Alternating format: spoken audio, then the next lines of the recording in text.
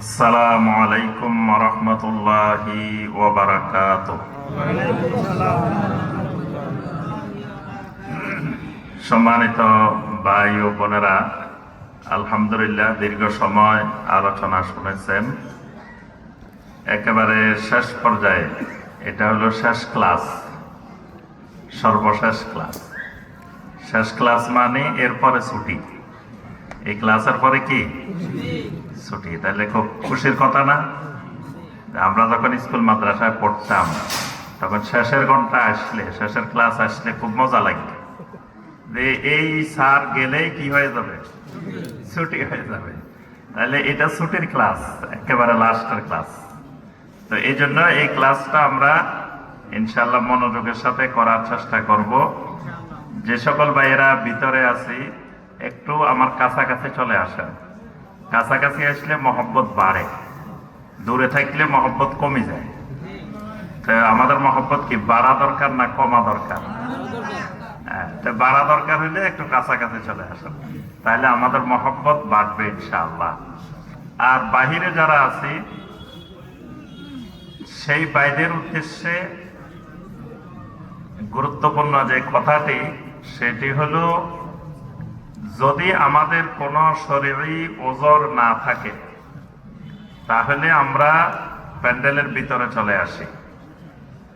আর যদি শরীরী কোনো ওজর থাকে তাহলে আমরা দোকানপাট বন্ধ করে রাস্তাঘাট থেকে সরে বাড়িতে চলে যাই। বাড়িতে অথবা মাহফিলে দুইয়ের মাঝখানে থাকার সুযোগ নাই। দুইয়ের মাঝখানে ঘোরাফেরা করা, চলাফেরা করা, হাঁটা এগুলো হারাম। কারণ যেখানে কোরআনে কারিমের আলোচনা হয়, কোরআনের মাজলিস হয়, জিকিরের মাজলিস হয়, সেই মাজলিসে উপস্থিত না থেকে দোকানে বসে থাকা, রাস্তাঘাটে আড্ডা দেওয়া, তারপরে বেহুদা সময় নষ্ট করা, এটা শরীয়তে জায়েজ নাই। এই কারণে আমরা রাস্তায় অবস্থান না করি। যদি ওজর থাকে বাড়িতে যাই, ঘুমাই যাই, ঘুমাইলেও লাভ হবে। ফজরে যাতে আমরা তাকবীরে উলার সাথে সালাতুল ফজর আদায় করতে পারি। আর যদি একটু সময় থাকে তাহলে আমরা কোরআনের মাজলিসে বসে যাই। আল্লাহ রাব্বুল আলামিন আমাদের সবাইকে তৌফিক দান করুন। ইন্নাল হামদালিল্লাহ নাহমাদুহু ওয়া নাস্তাঈনুহু ওয়া নাস্তাগফিরুহু ওয়া নাউযু বিল্লাহি মিন শুরুরি আনফুসিনা ওয়া মিন সাইয়্যাতি আমালিনা। মান ইয়াহদিহিল্লাহু ফালা মুদিল্লা লাহু ওয়া মান ইউদ্লিল ফালা হাদিয়া লাহু।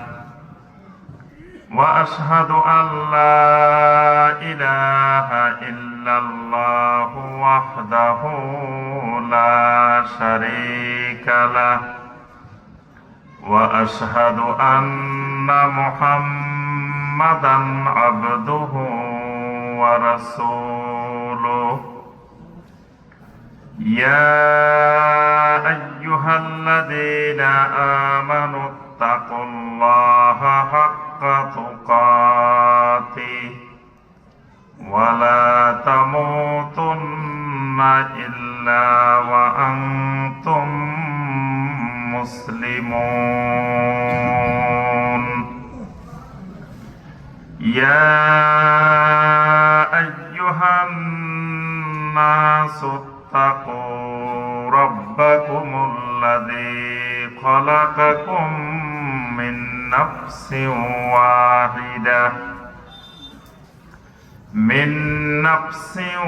ওয়াহিদাতিন ওয়া খালাকা মিনহা যাওজাহা ওয়া বাসসা মিনহুমা রিজালান কাসীরান ওয়া নিসাআ। ওয়াত্তাকুল্লাহাল্লাযী তাসাআলুনা বিহি والأرحام إن الله كان عليكم رقيبا يا أيها الذين آمنوا اتقوا الله وقولوا قولا سديدا يصلح لكم أعمالكم ويغفر لكم ذنوبكم ومن يطع الله ورسوله فقد فاز فوزا عظيما أما بعد فإن خير الحديث كتاب الله وخير الهدي هدي محمد صلى الله عليه وسلم وشر الأمور محدثاتها وكل محدثة بدعة وكل بدعة ضلالة وفي رواية وكل ضلالة في النار اللهم صل على محمد وعلى آل محمد كما صليت على إبراهيم وعلى آل إبراهيم إنك حميد مجيد اللهم بارك على محمد وعلى آل محمد كما باركت على إبراهيم وعلى آل إبراهيم إنك حميد مجيد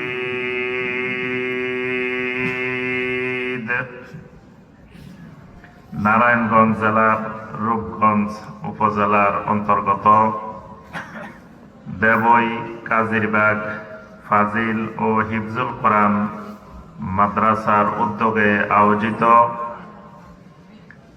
আমাদের সকলেরই অত্যন্ত প্রিয় এই মজলিস ৭৩তম বার্ষিকী উপলক্ষে আয়োজিত ৩ দিন ব্যাপী আজিমুশ-শান ইসলামী জালসার আজকে সর্বশেষ দিনে এবং একেবারে শেষ পর্যায়ে এসে কোরআন সুন্নাহ থেকে যে মহান রব্বুল আলামিন আমাদেরকে কিছু কথাবার্তা বলার এবং শোনার তৌফিক দিয়েছেন, সে মহান রব্বুল আলামিনের শুকর আদায় করি। সকলে বলি আলহামদুলিল্লাহ। আর একটু জোরে বলি আলহামদুলিল্লাহ। এই ৩ দিন আলহামদুলিল্লাহ বাংলাদেশের অনেক বড় বড় ওলামায়ে কেরাম আমাদের এই মজলিসে এই জালসায় আলোচনা করেছেন। এই আলোচনাগুলোর দ্বারা আমাদের ঈমান বেড়েছে না কমেছে? ঈমান কমছে কার কার দেখি? ঈমান কমে গেছে ৩ দিনে আলোচনা শুনতে শুনতে ঈমান কমে গেছে, এরকম কে কে আছেন? একজনও নাই। আলহামদুলিল্লাহ, সবার ঈমান কি হয়েছে? বাড়ছে। আল্লাহ রাব্বুল আলামিন আমাদের ঈমানকে আরো বাড়িয়ে দিন। ঈমান যদি থাকে তাহলে ঈমান বাড়বে, ঈমান কমবে। ঈমানই যদি না থাকে তাহলে বাড়ারও সম্ভাবনা নাই, কমারও সম্ভাবনা ইমানে নাই তো বাড়বে কি আর কমবে কি? ইমান থাকলে ইমান বাড়ে, ইমান কমে। তো এই আজিমুশান ইসলামী জলসার আয়োজন কেন করা হয়? ইমান বাড়ার জন্য, ইমানের উন্নয়ন। অনেক জায়গায় লেখে মসজিদের উন্নয়ন কল্পে মাহফিল, অনেক জায়গায় লেখে মাদ্রাসার উন্নয়ন কল্পে, কোন জায়গায় লেখে কবরস্থানের উন্নয়ন কল্পে। একবার এক জায়গায় গেছি, কোন জায়গায় যেন, তো পোস্টারের মধ্যে লিখছে যে কবরবাসীর উদ্যোগে আয়োজিত মাহফিল। কবরবাসীও মাহফিলের আয়োজন করে। তো এখানে আসলে মসজিদের উন্নয়ন, মাদ্রাসার উন্নয়ন এটা মুখ্য বিষয় না। মুখ্য বিষয় হলো আমাদের ইমানের উন্নয়ন, এই মানুষগুলার, এলাকাবাসীর ইমানের উন্নয়ন। আজকে যে মাদ্রাসার মাহফিল, আপনাদের সকলের এই এলাকার অত্যন্ত সুপরিচিত প্রতিষ্ঠান এবং সকলের মহব্বতের প্রতিষ্ঠান, ৭৩তম আজকে মাহফিল, আলহামদুলিল্লাহ, তাহলে অনেক আগে।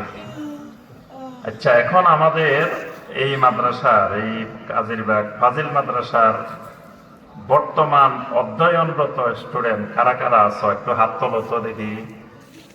বর্তমানে পড়াশোনা চলতেছে আমাদের ছাত্র কয়জন আছে? এই কয়জন? সব মিলে কয়জন? 10 জন তো হবে না। বাকি ছাত্ররা কই? বাইরে ঘোরাফেরা করতেছে। প্রথম মাহফিল হইল মাদ্রাসার ছাত্রদের জন্য, আপনাদের জন্য পরে। আগে ওয়াজ দরকার কার জন্য? ছাত্রদের জন্য। কারণ এরাই তো আগামী দিনের আমাদের বক্তা হবে, এরাই তো আমাদেরকে হেদায়েতের রাস্তা দেখাবে। তাহলে আগে এরা তৈরি হইতে হবে না? তাহলে এদের ওয়াজে থাকা বাধ্যতামূলক। বর্তমানে ইদানিং দেখা যায় বিভিন্ন মাদ্রাসায় মাহফিলে গেলে ছাত্র পাওয়া যায় না, ছাত্ররা না। আজকে তো আলহামদুলিল্লাহ কয়েকজন এখানে হাত তুলছে। কালকে এক মাদ্রাসায় গেছি, আপনাদের এই পাশের এক মাদ্রাসা, তো আমি ছাত্র কয়জন আছে হাত তুলতে বললাম, 2 জন পাওয়া গেছে। ছাত্র পাওয়া গেছে কয়জন? 2 জন। তো এটা কেমনে হয়? এজন্য আমি সম্মানিত প্রিন্সিপাল সাহেব সহ শিক্ষকদের প্রতি অনুরোধ করব, এই 3 দিন মাহফিল হবে, 3 দিন প্রত্যেক ছাত্রছাত্রী বাধ্যতামূলক মাহফিলে থাকতেই হবে, কোন ক্রমে অনুপস্থিত থাকা যাবে না। এখানে এত বড় বড় ওলামায়ে কেরাম সারা দেশ থেকে আসছেন, এই সমস্ত ওলামায়ে কেরামের চেহারা দেখার মধ্যেও ফজিলত, এই সমস্ত ওলামায়ে কেরামের সামনে বসার মধ্যেও ফজিলত, এই সমস্ত ওলামায়ে কেরাম কেমনে কথা বলেন, কিভাবে শব্দ চয়ন করেন, এইগুলো ছাত্রদের শিক্ষা লাগবে। এগুলো তাদের একটা বিশাল শিক্ষা। মাহফিলটা তাদের একটা ক্লাস, গুরুত্বপূর্ণ ক্লাস। এই জন্য মাদ্রাসার ছাত্র ছাত্রীরা অবশ্যই মাহফিলে উপস্থিত থাকতে হবে। এটা বাধ্যতামূলক নোটিশ দিয়ে দিবেন সামনে থেকে, যে কোনো ক্রমে অনুপস্থিত থাকা যাবে না। ইনশাআল্লাহ আল্লাহ পাক তৌফিক দান করুন। আলহামদুলিল্লাহ, অনেক ওলামায়ে কেরামের আগমন ঘটছে। হাজিরাদি চলে গেছে নাকি? তো এখানে অনেক ওলামায়ে কেরাম আসছেন সারা দেশ থেকে, বিভিন্ন বিষয়ের উপরে আলহামদুলিল্লাহ আলোচনা হয়েছে। তো সর্বশেষ আপনাদেরকে আর বেশিক্ষণ কষ্ট দেওয়া যাবে না, তো আমরা একটা বিষয়ের উপরে সংক্ষিপ্ত একটা ক্লাস করে আমাদের আজকের মাহফিল ইনশাআল্লাহ সমাপ্তির দিকে যাব। আল্লাহ পাক তৌফিক দান করুন। আজকে যে বিষয়ের উপরে ক্লাস হবে, বিষয়টা হলো ইসারুল হায়াতিল আখিরাহ, মানে আখিরাতের জীবনটাকে প্রাধান্য দেওয়া। এই বিষয়ের উপরে আমাদের আজকের ক্লাস। আচ্ছা, এখন প্রথম কথা, আপনারা এখন হায়াতের মধ্যে আছেন না মাউতের মধ্যে আছেন? হায়াতের মধ্যে আছেন। সবার রূহ আছে তো নাকি? রূহ নাই কার কার? সবার রূহ আছে আলহামদুলিল্লাহ। আল্লাহ পাক আমাদের সবাইকে হায়াতে তাইয়্যিবা দান করুন। রূহ আছে বুঝছেন কেমনে? আপনাদের যে রূহ আছে এটা বুঝছেন কেমনে? যে হ্যাঁ, এই যে বলছেন যে আমরা রু আছে, এটাই দলিল যে রু আছে। রু না থাকলে বলতে পারতেন না যে আমার রু আছে। রু আছে এই জন্য বলতে পারছেন কি আমার রু আছে। এখন আল্লাহ রাব্বুল আলামিন এই মাখলুকটাকে সৃষ্টি করেছেন দুইটা জিনিস দিয়ে, একটা মাউত, একটা হায়াত। আচ্ছা, এ পর্যন্ত কে কে মারা গেছেন পরে আবার জীবিত হয়ে আসছেন? এরকম কে কে আছেন? একবারও মারা যান নাই? আচ্ছা, আপনারা মনে হয় ঘুমাইতে গেলে দোয়া পড়েন না, মনে হয় ঘুম যাইতে গেলে দোয়া পড়েন। কি দোয়া পড়েন?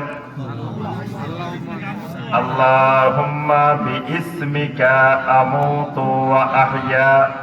এটার অর্থটা কি? আল্লাহুম্মা, হে আল্লাহ, বিইসমিকা, আপনার নামে, আমুতু, আমি মৃত্যুবরণ করতেছি। আল্লাহ, আমি আপনার নামে মরে যাইতেছি। আচ্ছা, আবার ঘুম থেকে উঠছেন, উঠে কি বলেন? আলহামদুলিল্লাহিল্লাযী আহইয়ানা বা'দামা আমাতানা ওয়া ইলাইহিন নুশুর। আলহামদুলিল্লাহ, সমস্ত প্রশংসা ওই আল্লাহর জন্য, আল্লাযী আহইয়ানা, যে আল্লাহ আমাকে জীবিত করলেন, বা'দামা আমাতানা, আমাকে মৃত্যু দেওয়ার পরে। যিনি আমাকে মৃত্যুর পরে আবার জীবিত করলেন ওই আল্লাহর প্রশংসা। তাহলে কি মরেন নাই? এখন কইতেছেন জীবনে একবারও মরেন নাই। আল্লাহ রাব্বুল আলামিন সূরা আল মুলকের 2 নম্বর আয়াত, আপনাদের পরিচিত আয়াত, একবার কমন আয়াত। আমি যা বলবো সব আপনারা জানেন, জানা কথা, অজানা নতুন কিছু নাই।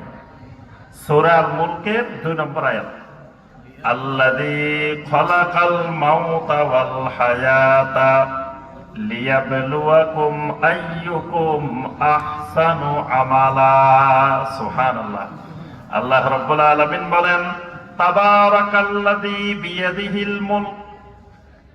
সূরার শুরু হলো তাবারাক, যিনি বরকতময়, আল্লাহ রাব্বুল আলামিন তার পরিচয়। আল্লাহ রাব্বুল আলামিন বলেন, বান্দা, আমার একটা গুরুত্বপূর্ণ পরিচয় হলো আল্লাযী খালাকাল মাউতা ওয়াল হায়াতা, যিনি তোমাদের জন্য দুইটা জিনিস বানাইছেন, একটার নাম মাউত, একটার নাম হায়াত। একটা মাউত, একটা হায়াত। কেন বানাইছেন দুইটা? লিয়াবলুয়াকুম আইয়ুকুম আহসানু আমালা, তিনি তোমাদেরকে পরীক্ষা করে দেখবেন, যাচাই করে দেখবেন কে কে তোমাদের মধ্যে আহসান আমল করে, সুন্দর আমল করে।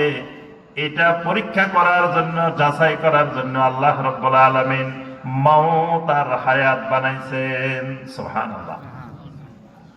মানব জীবনের চক্রটাকে আল্লাহ রাব্বুল আলামিন মাউত আর হায়াত, মাউত আর হায়াত, মাউত আর হায়াত এর মধ্যে দিয়ে পরিক্রমা করেছেন।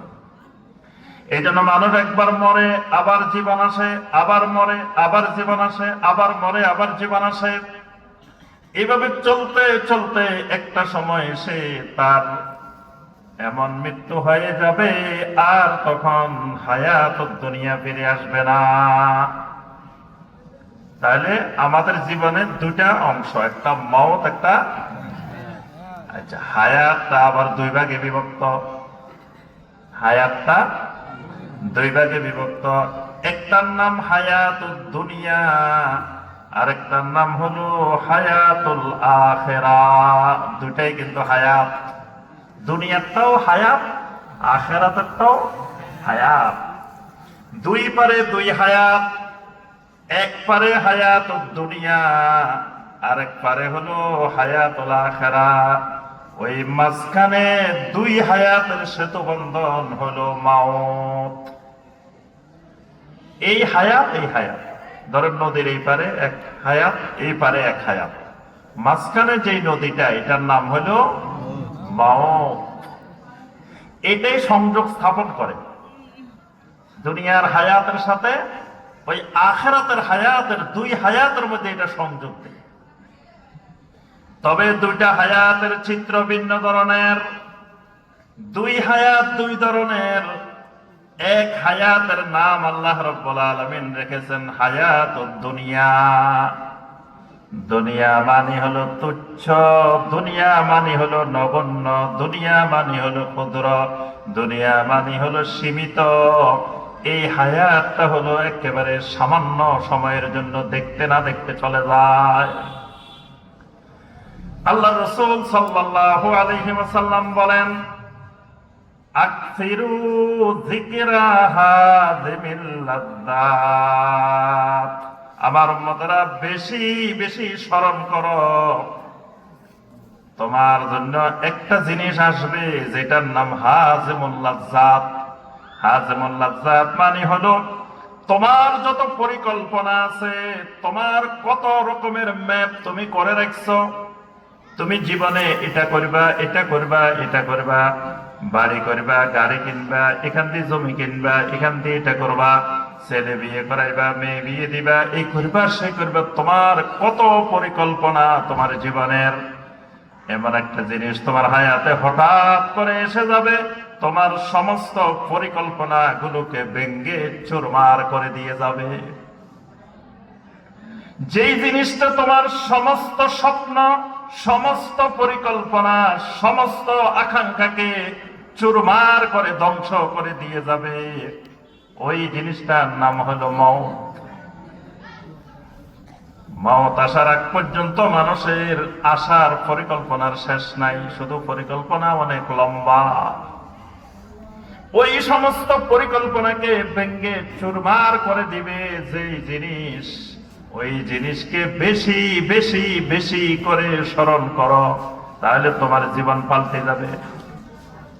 দুনিয়াকে দুনিয়া হিসাবে চিনো, আখিরাতকে আখিরাত হিসাবে চিনো। দুনিয়াকে দুনিয়া হিসাবে মর্যাদা দাও, আখিরাতকে আখিরাত হিসাবে মর্যাদা দাও।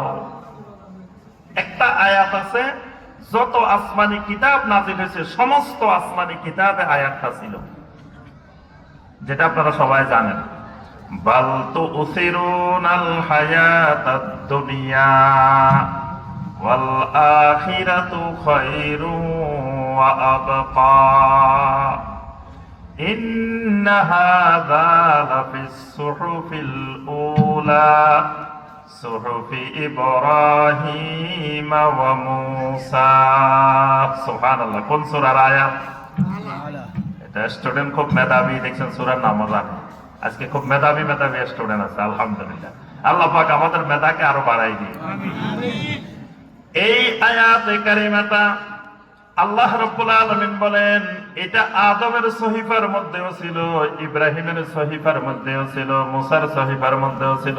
যত আসমানি কিতাব নাজিল হয়েছে সমস্ত আসমানি কিতাবের মধ্যে এই আয়াত ছিল।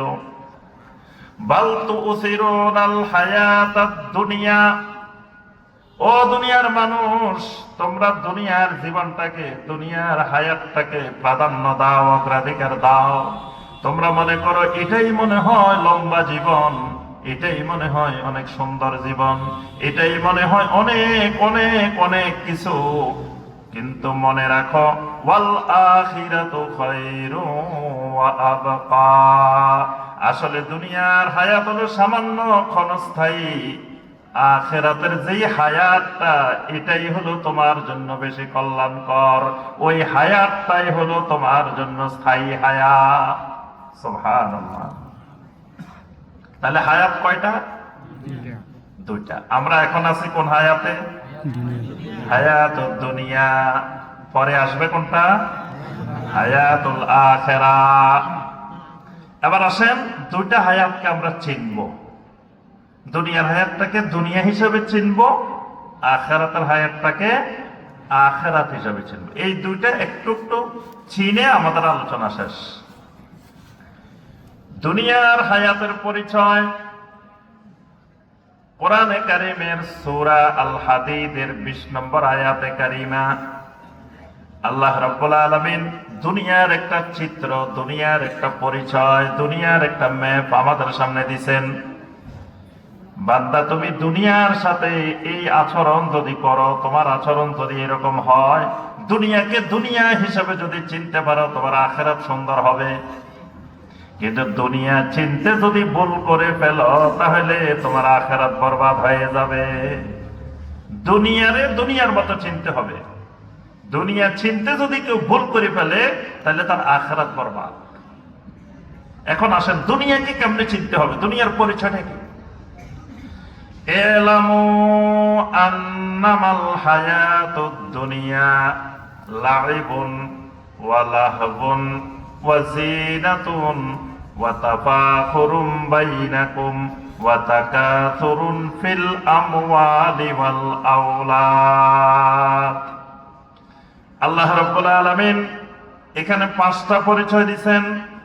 দুনিয়ার হায়াতের পরিচয় আল্লাহ বলেন জেনে রাখো, ভালো করে জেনে রাখো। এলামু, আল্লাহ যখন বলেন এলামু তখন এটা ফরজ হয়ে যায়।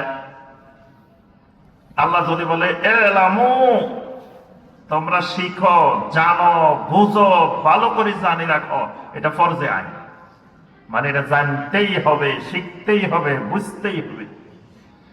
আন্নামাল হায়াতুদ দুনিয়া, দুনিয়ার যে হায়াত তোমাদেরকে দিছি, 60 বছর 70 বছর 80 বছরের একটা হায়াতুদ দুনিয়া তোমাকে দিছি।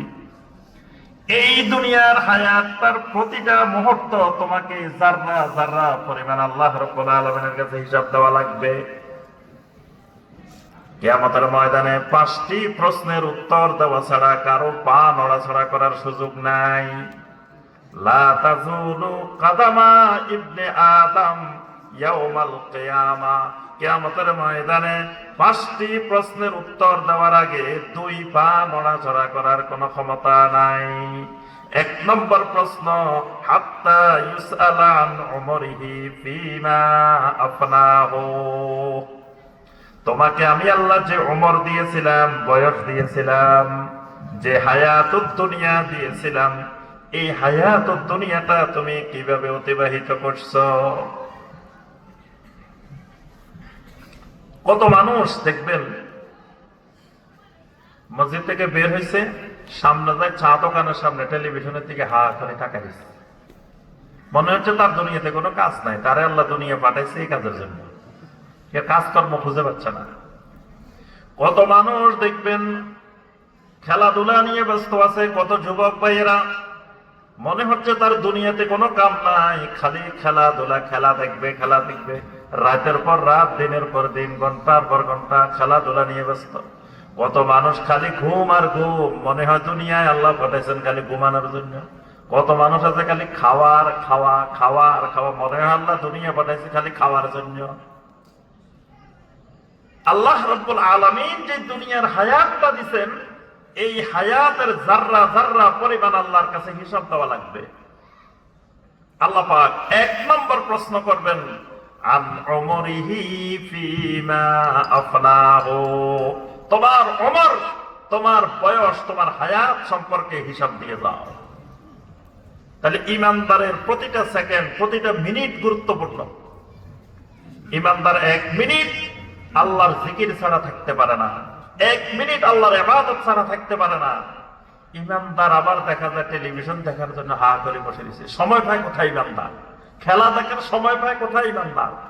কারণ এই তার সময়টা তো সীমিত।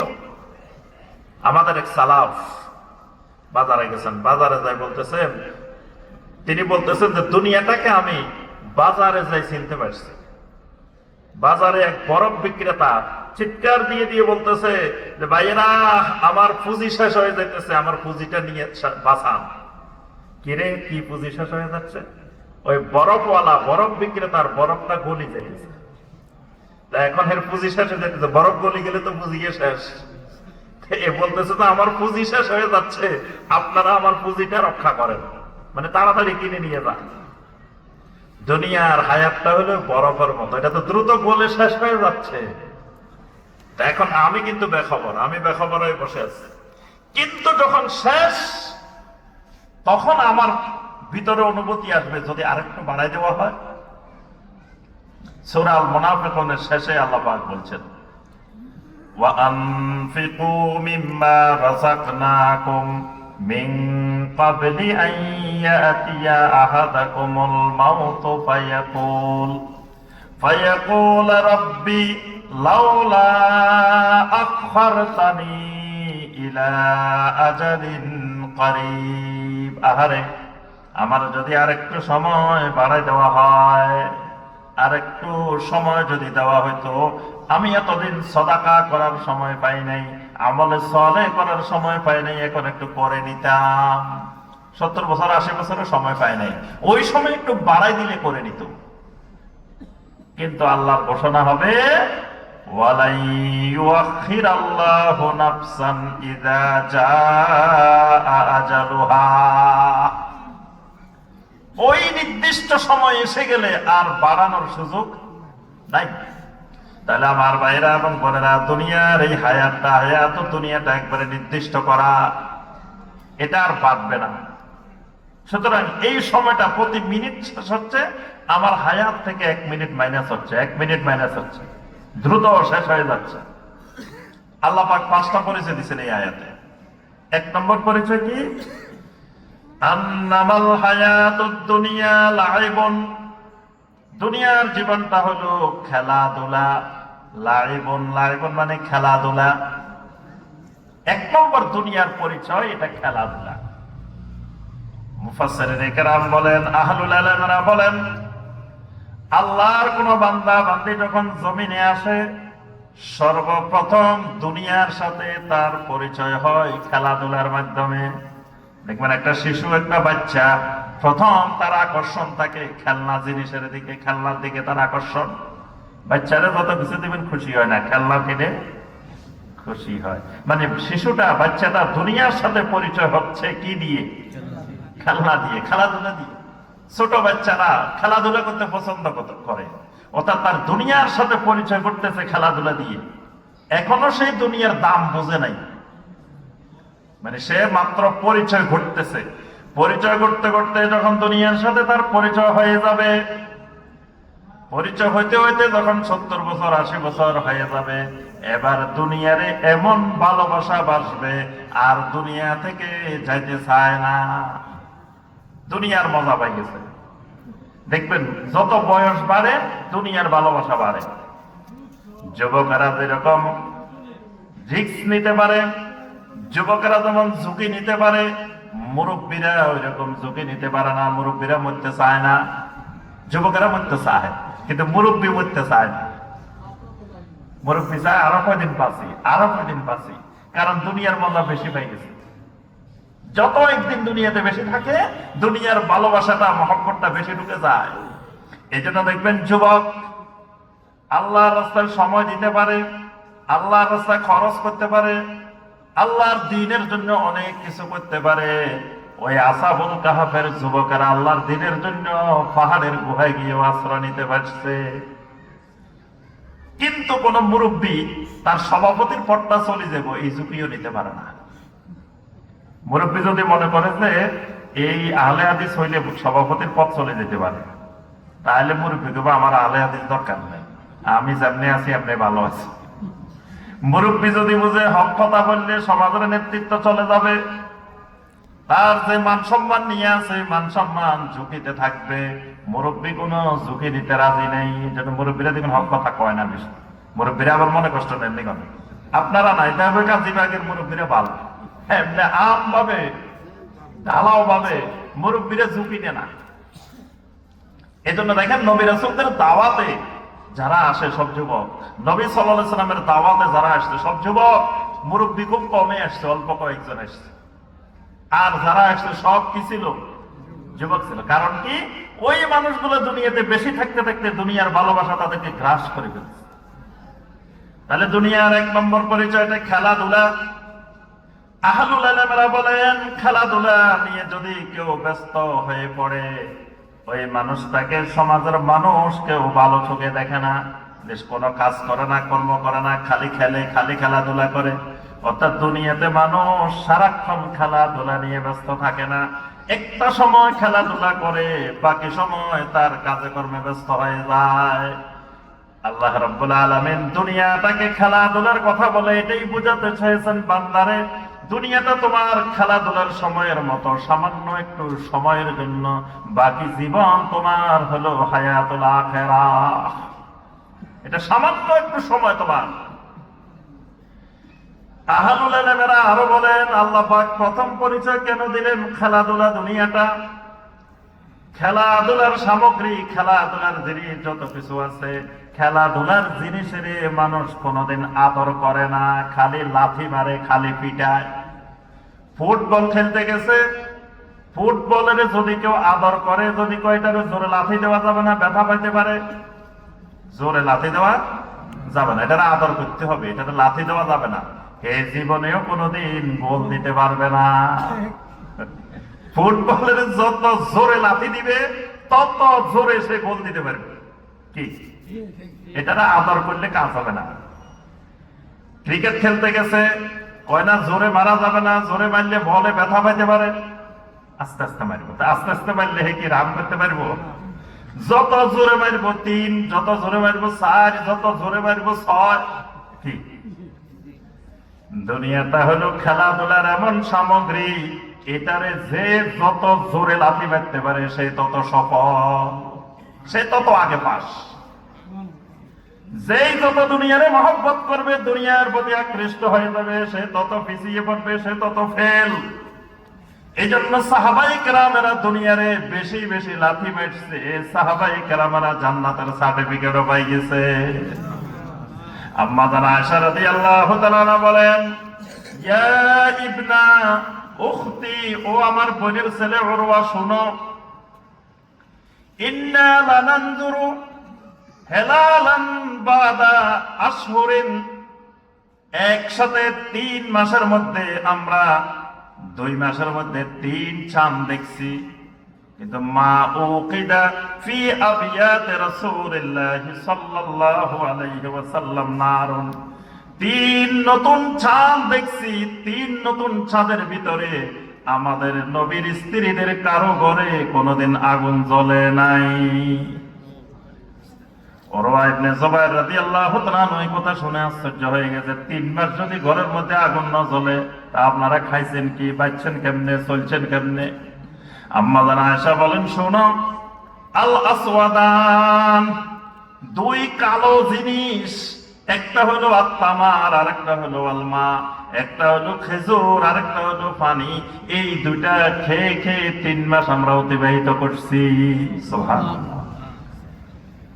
নবী সাল্লাল্লাহু আলাইহি ওয়াসাল্লাম চাইলে দুনিয়ার সবচেয়ে বিলাসী জীবন যাপন করতে পারতেন না? আল্লাহ রাসূলের চেয়ে বেশি বিলাসী জীবন কেউ যাপন করতে পারতো না কোনোদিন। কিন্তু সেই নবীর ঘরে কি 3 মাস 3 নতুন চাঁদ দেখা হয়েছে, কিন্তু আগুন জ্বলে নাই ঘরের মধ্যে। খেজুর আর পানি খেয়ে জীবন নির্বাহ করছে। সাহাবায়ে কেরামদের জীবনী দেখেন, সাহাবায়ে কেরামরা কেমন জীবন যাপন করতেন। অর্থাৎ তারা দুনিয়ারে যত বেশি লাথি মারছে, দুনিয়ারে আদর করে নাই। কিন্তু আমরা দুনিয়ারে কি করি? খালি আদর করি, খালি মহব্বত করি, দুনিয়ারে ভালোবাসি। দুনিয়া হলো খেলাধুলার সামগ্রী, এটাকে যত জোরে লাথি মারতে পারবেন তত সফল। কিন্তু যত আদর করবেন দুনিয়া আপনার কান্দে উঠবে তত। বান্দরের যত আদর করবেন, বান্দরে কি করে? আস্তে আস্তে আপনার কান্দে উঠে যাবে। এই জন্য বান্দরের বেশি আদর করতে না, মাঝে মাঝে কি করতে হয়? পিটাইতেও হয়। এখন দুনিয়ারে মাঝে মাঝে পিটাইতেও হয়, দুনিয়ারে আদর করা যায় না। দুনিয়াটা এরকম। আদ-দুনিয়া সিজনুল মুমিন ওয়া জান্নাতুল কাফির। নবী সাল্লাল্লাহু আলাইহি ওয়াসাল্লাম বলেন, দুনিয়া হলো মুমিনের জেলখানা, কাফেরের জন্য দুনিয়া হলো জান্নাত। আল্লাহ রাসূল সাল্লাল্লাহু আলাইহি ওয়াসাল্লাম বলেন, কুন ফিদ দুনিয়া কাআন্নাকা গারীবুন আও আবিরু সাবিল।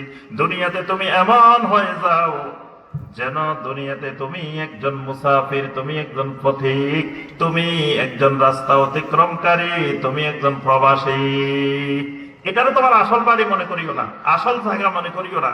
তুমি একজন প্রবাসী, একজন মুসাফির যেমনি জীবন যাপন করে, দুনিয়াতে তুমি এরকম হয়ে যাও, তাহলে তুমি সফল।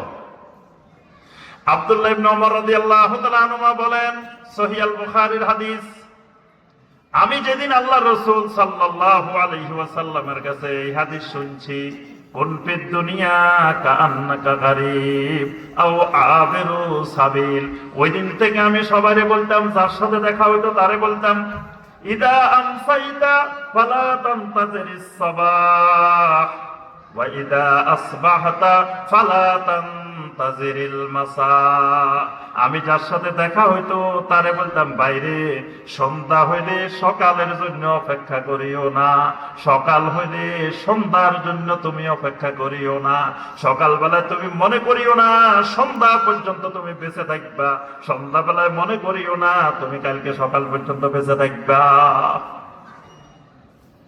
আমার শ্বশুরের আপনারা সবাই চিনেন, জামিয়া কাসেমিয়া কামাল মাদ্রাসার ভাইস প্রিন্সিপাল ছিলেন, ছাত্রদের অত্যন্ত প্রিয় উস্তাদ, অনেক বড় মাপের আলেম। যেদিন মারা গেছেন সেদিন সকালবেলায় ফজরের নামাজে ইমামতিও করছেন, ফজরের পরে তাফসিরও করছেন, মাদ্রাসায় ক্লাসও করাইছেন, পড়াইছেন। রাত্রে ঘুমাইছেন, রাত্রে শেষ, দুনিয়া থেকে চলে গেছেন।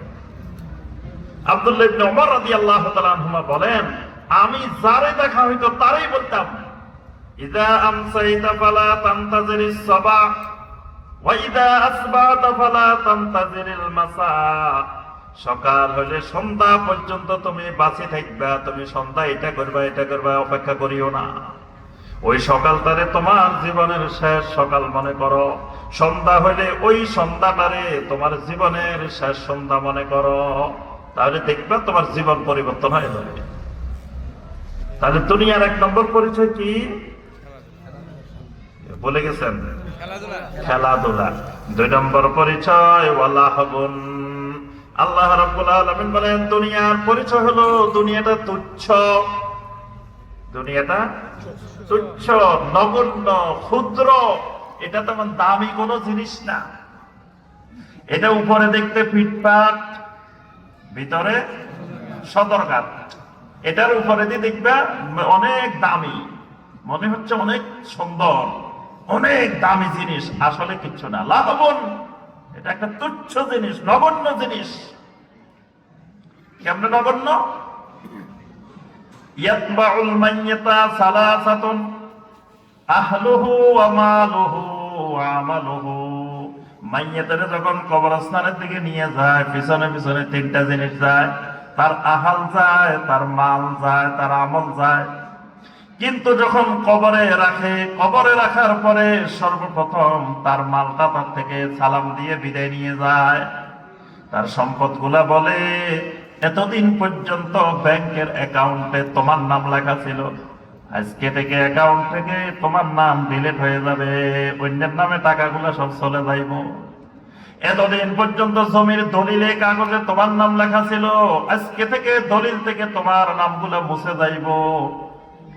এমনকি তোমার রেখে যাওয়া সম্পদ কত মানুষেরা ভোগ করবে, কত মানুষেরা খাইব, কিন্তু তোমার নামটাও কেউ জানবে না। হয়তো ছেলে মেয়েরা জানবে আপনার নাম, বা সর্বোচ্চ নাতি নাতিনেরা জানতে পারে, এর পরের লোকেরা আপনার নামও জানবে না, আপনারা চিনবেও না। কিন্তু আপনার রেখে যাওয়া সম্পদ কিন্তু তারা খাইবো, আপনার বাড়িতে থাকবো, আপনার রেখে যাওয়া সম্পদ এগুলো এরা ভোগ করবো, কিন্তু আপনারা চিনে না, আপনার নামও জানে না। ওই সম্পদ বলে, তোমার যে কবরে রাখা হয়েছে, যেই ভিক্ষুক যেই ভিখারি ছিল, কিছুই ছিল না, রেল লাইনের পাশে শুয়ে থাকতো, তারেও একই কবরে রাখা হয়েছে। তোমার যে সামান্য কাপড় দিয়ে দাফন করা হয়েছে, ওই লোকটারেও দুনিয়া যার কিছুই ছিল না, তারেও এইভাবে দাফন করা হয়েছে। তাহলে বোঝা যায় এই যে সম্পদ, যে সম্পদের জন্য মানুষ এমন পাগল পারা, হালাল হারামের যাচাই নেই বাছাই নেই, খালি মাল, খালি টাকা, খালি সম্পদ দরকার। এই সম্পদ তাকে তালাক দিয়ে, তাকে বিচ্ছেদ করে, তার থেকে বিদায় নিয়ে সবার আগে চলে আসবে। তাহলে এই সম্পদ তুচ্ছ জিনিস, দামি না এগুলা। দামি হলো আমল। আমলের, এই সম্পদের জন্য আমল ছাড়ি দেয়। কত মানুষ দেখবেন দাড়ি রাখে না, দাড়ি কাটে। কিরে ভাই দাড়ি রাখেন না, দাড়ি রাখলে চাকরি চলে যাবে। তো তোমার কি ওই চাকরির মধ্যেই রিজিক? তুমি দাড়ি রাখো, চাকরি চলে গেলে চলে যাক। আল্লাহ রাব্বুল আলামিনের ওয়াদা, ومن يتق الله يجعل له مخرجا ويرزقه من حيث لا يحتسب। আল্লাহ বলেন যে আমারে ভয় করবে, আমার তাকওয়া অবলম্বন করবে, তার সব ধরনের বের হওয়ার রাস্তা, মাখরাজ, তার এক্সিট আমি ঠিক করে দেব। এমন কি তাকে এমন এমন জায়গা থেকে রিজিকের ব্যবস্থা করে দেব যেখান থেকে রিজিকের সে কল্পনাও করে নাই। তুমি মনে করতেছো দাড়ি কাটি ফেললে তোমার রিজিক আসবো, দাড়ি কাটার মধ্যে তোমার রিজিক না। অনেকে দেখা যাচ্ছে জামাতে হাজির হয় না। কিরে ভাই জামাতে পান না কেন? কয় ভাই জামাত যখন শুরু হয় এত কাস্টমারের ভিড়ে বাইর হইতে পারি না। ওগুলা কাস্টমার না, ওগুলা শয়তান আসি তখন তোমার দোকানে ভিড় করে যাতে তুমি জামাত ধরতে না পারো। তোমার আজান হবে, দোকান পাট ব্যবসা বাণিজ্য বন্ধ হয়ে যাবে, কাস্টমার সব চলে যাবে, কোনো অসুবিধা নেই। তোমার আমল আগে, সম্পদ পরে।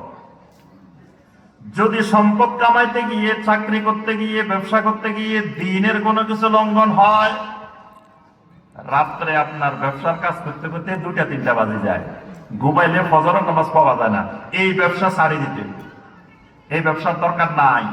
যেই ব্যবসার কারণে ফজরের জামাত ধরতে পারি না, এই ব্যবসা, এই সম্পদ আমার দরকার নাই। এই সম্পদ কার জন্য? আর আমি আপনি খাওয়ার জন্য কয় টাকা লাগে? আল্লাহ পাক মানুষের পেটটা দিচ্ছে সবচাইতে ছোট, অন্যান্য মাখলুকের পেট আরো বড় বড়। এক এক মাখলুক আছে, মানুষ 1000 মানুষের খাবার একজনে খায়, আছে না এরকম? তিমি মাছের পেট, হাতির পেট, বড় বড় আরো কত কিছু আছে, এদের এক এক পেট। তা আল্লাহ এদেরকে খাওয়াইতেছে না?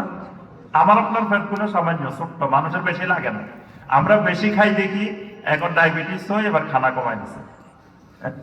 আগের জমানায় ডাক্তার লিখতো আপনি দুধ খাইবেন, তারপরে এই ডিম খাইবেন, এটা খাইবেন, এটা লিখতো না আগে? মুরব্বীরা জানে।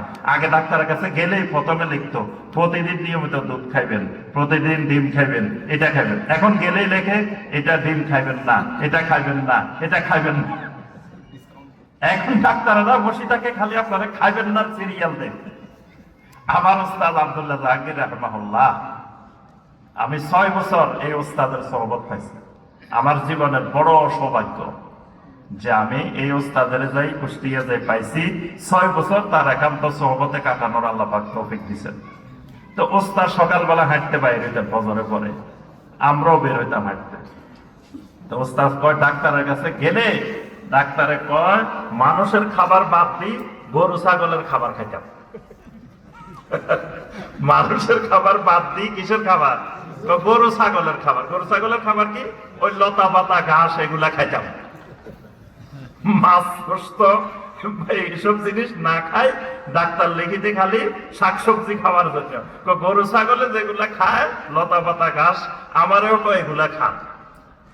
এটার কারণ হচ্ছে যে সৌদি আরব যে ছিলাম, আল্লাহ পাক রিজিক যেটা রাখছিল বেশি খাই গেছে।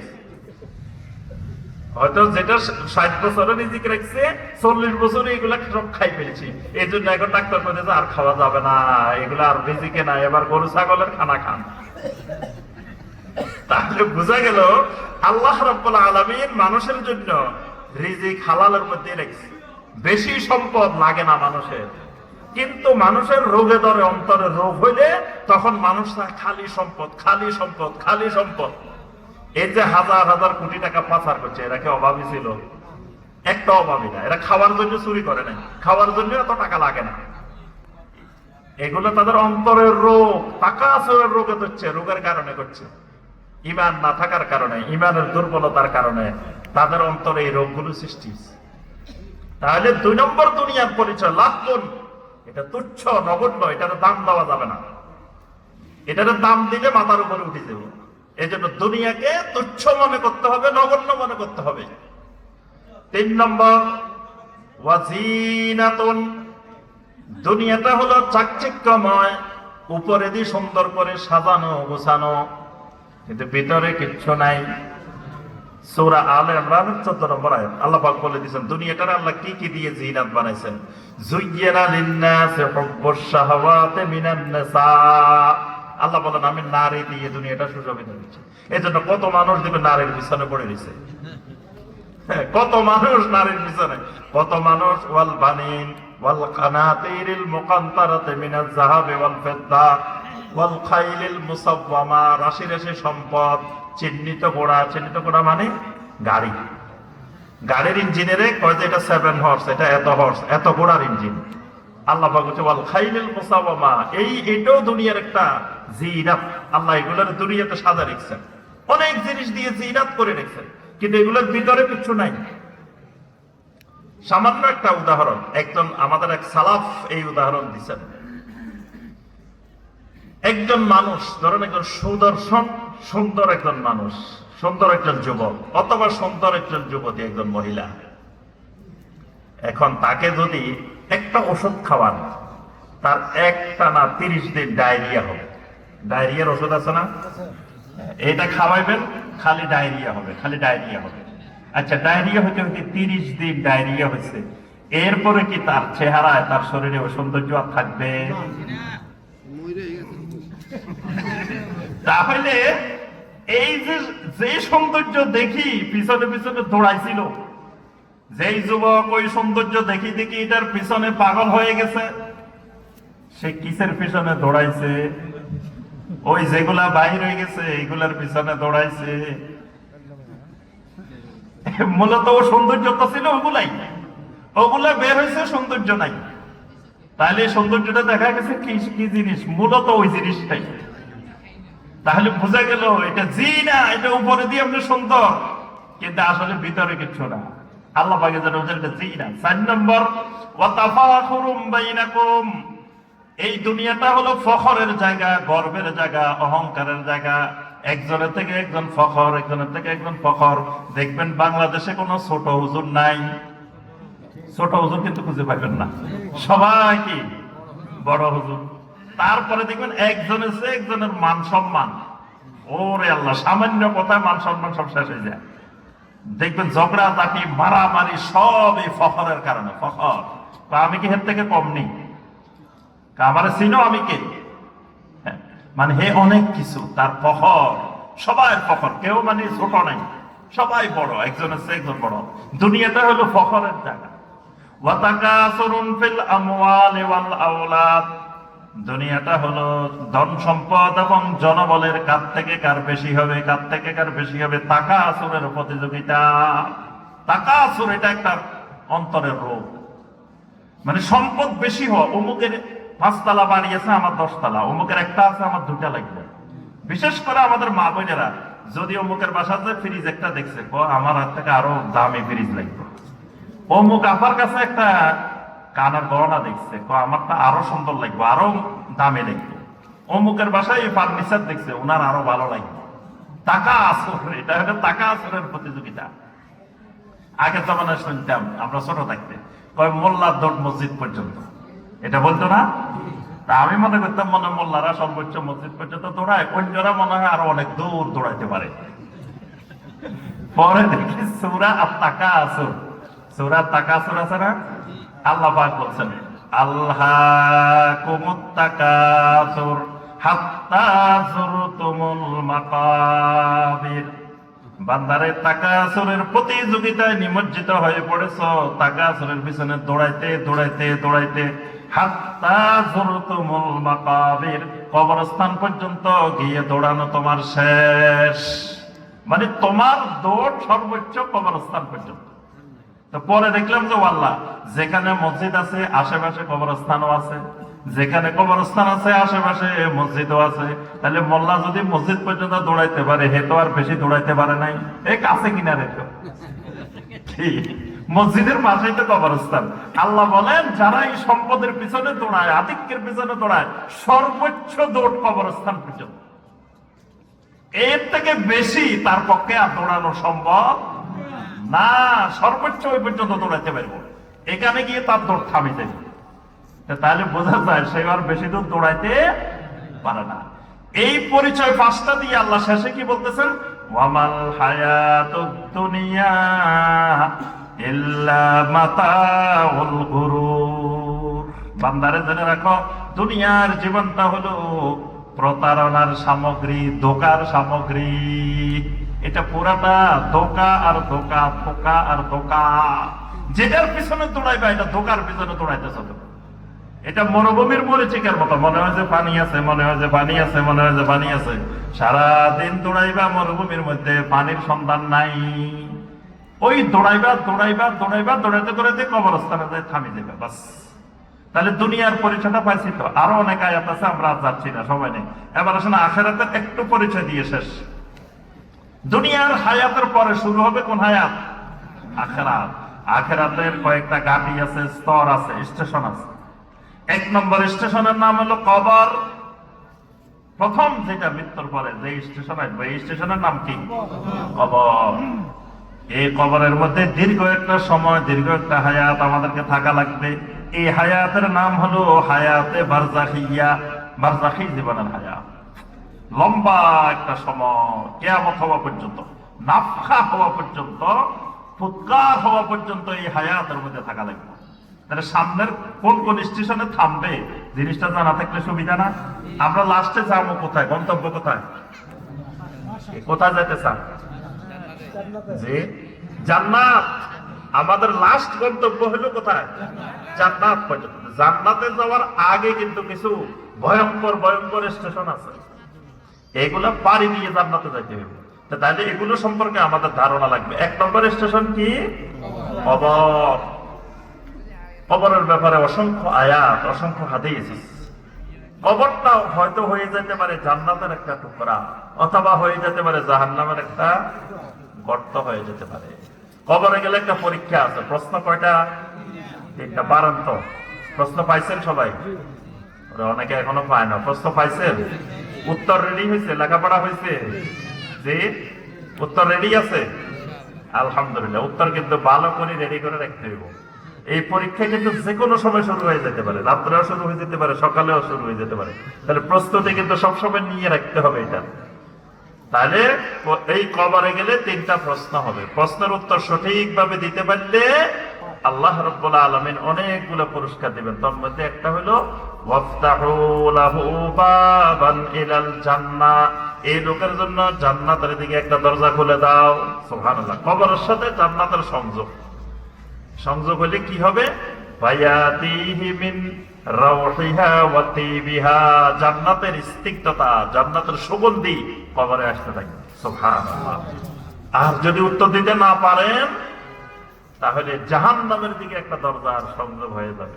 ফায়াতিহি মিন হাররিহা ওয়া সামুমিহা, জাহান্নামের উষ্ণতা, জাহান্নামের বিষাক্ততা কবরে আসতে থাকে। তাহলে তিনটা প্রশ্ন। এই তিন প্রশ্ন রেডি করতে জীবন চলে যাবে। এক নম্বর মারিফাত রব, রবের পরিচয়। তারপর দুই নম্বর মারিফাত দ্বীন, দ্বীনের পরিচয়। তিন নম্বর মারিফাত নবী সাল্লাল্লাহু আলাইহি ওয়াসাল্লাম, নবী সাল্লাল্লাহু আলাইহি ওয়াসাল্লামের পরিচয়। এই বিষয়ে অনেক বই আছে, উসুলে সালাসা, এবং এই বিষয়ে বাংলায় আমার লেখা বই আছে, ঈমানের তিন মূলনীতি। বাংলা ভাষায় আর কেউ এই বই লেখেন নাই ঈমানের তিন মূলনীতির উপরে। সব আরবিতে আছে, ইংলিশে আছে, বিভিন্ন ভাষায় আছে।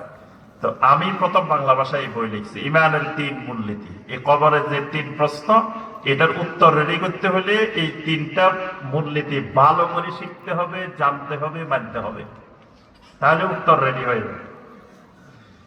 তাহলে কবর, কবরের পরে কি আসবে?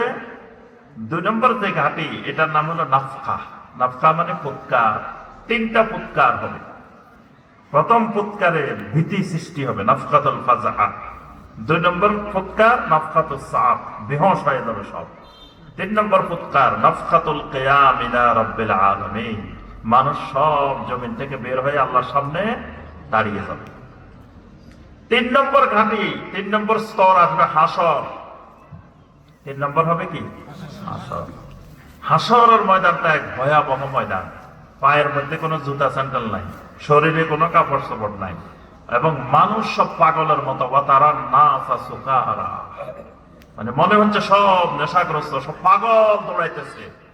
আল্লাহ বলেন পাগলের একটাও পাগল হয় নাই। ওয়ালাকিন্না আযাবাল্লাহি শাদীদ, আল্লাহর আযাব অত্যন্ত কঠোর, আযাবের কারণে দৌড়াইতেছে। এটার নাম হাসরের ময়দান। 4 নম্বরে এই হাশরের ময়দানের পরে যেটা হবে সেটা হবে আল হিসাব, হিসাবের ময়দান। হিসাব শুরু হবে। হিসাব শুরু হওয়ার জন্য নবী সাল্লাল্লাহু আলাইহি ওয়াসাল্লাম শাফাআতে উযমা করবেন, তারপরে হিসাব শুরু হবে। এবার হিসাবের মধ্যে আল্লাহ পাক প্রত্যেকের হাতে হাতে আমলনামা ধরাই দিবেন, একটা একটা কিতাব দিয়ে দিবেন, দিয়ে বলবেন ইকরা কিতাবাক কাফা বিনাফসিকা আল-ইয়াওমা আলাইকা হাসিবা। বান্দা ধরো, কিতাব দিয়ে দিলাম, তোমার কিতাব তুমি পড়ো, তোমার নিজের হিসাব নিজে করে ফেলো। তাহলে 4 নম্বরে শুরু হবে কি? হিসাব, হিসাবের একটা স্তর। 5 নম্বরে শুরু হবে মিজান, মিজানের সামনে নিয়ে যাওয়া হবে, সবাইকে যাওয়া লাগবে মিজানের সামনে। মিজানের মধ্যে 3 জিনিসের ওজন করা হবে। আমলের ওজন করা হবে, আমল নামার ওজন করা হবে, আমলকারীকেও ওজন করা হবে। তাহলে আমাদেরকেও মিজানে উঠতে হবে, আমাদেরকেও আল্লাহ পাক ওজন করবেন। আমাদের কি ওজন করবেন? বডির ওজন। যার ওজন যত বেশি মিজানে তত ভারী, নাকি?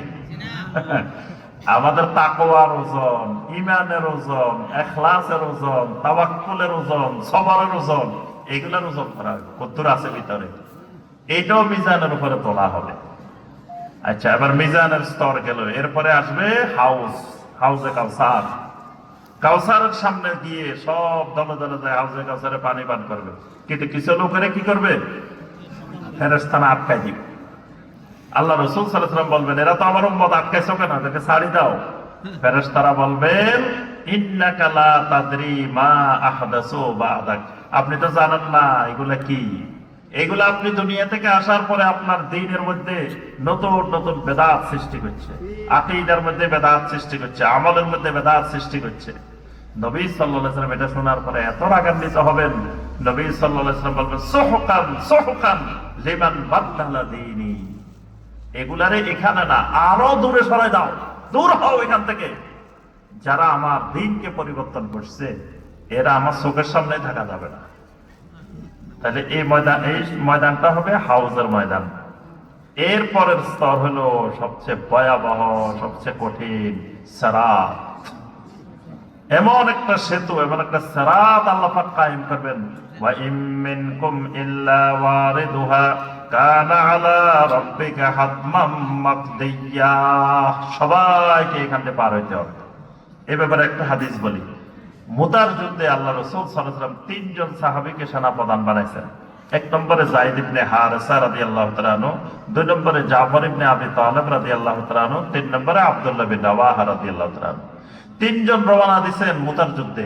আব্দুল্লাহ বিন রাওয়াহা রাদিয়াল্লাহু তাআলা আনহু চিৎকার করে হাওমাও করে কাঁদতেছেন।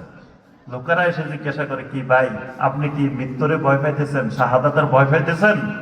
আব্দুল্লাহ বিন রাওয়াহা রাদিয়াল্লাহু তাআলা আনহু বললেন, আমি তো শাহাদাতের তামান্না প্রতিদিন দোয়া করতেছি আল্লাহর কাছে, আল্লাহ যেন শাহাদাতের মৃত্যু দেয়।